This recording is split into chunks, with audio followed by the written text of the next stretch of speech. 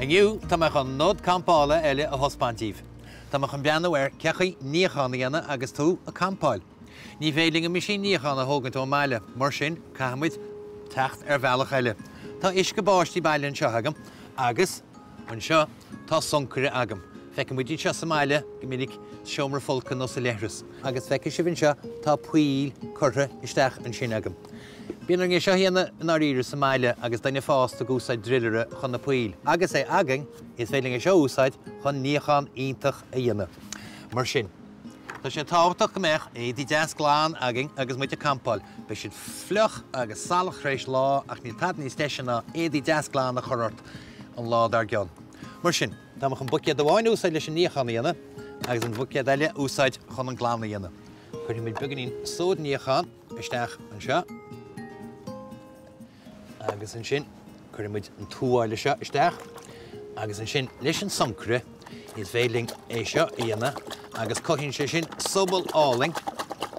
Agus nó sa Meaisín sa meile, be muid a glána an sin. Agus feiceann sibh an subal sin agus an salachar ar fad a tíocht amach. Agus ní gá seo a bhuga an numarcha. Ní muid echa cothú bulga an beaga éir agus an sin be an túáile 10 gláán agin. Is féling an suncaire bhaint amach. Is a Gheobhaimid sin. Agus é seo áisce. Chuid is mód an subal a bhaint amach mar sin.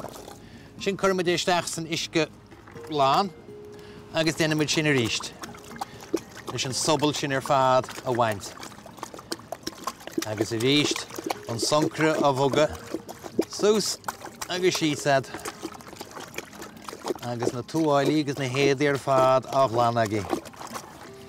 Agus é sin déanta, ní gáin sin ach é thógant amach, agus é áisce, túáile 10 gláán agin, agus inis, féling é sin a chrocha ar línta do phobal, mar seo.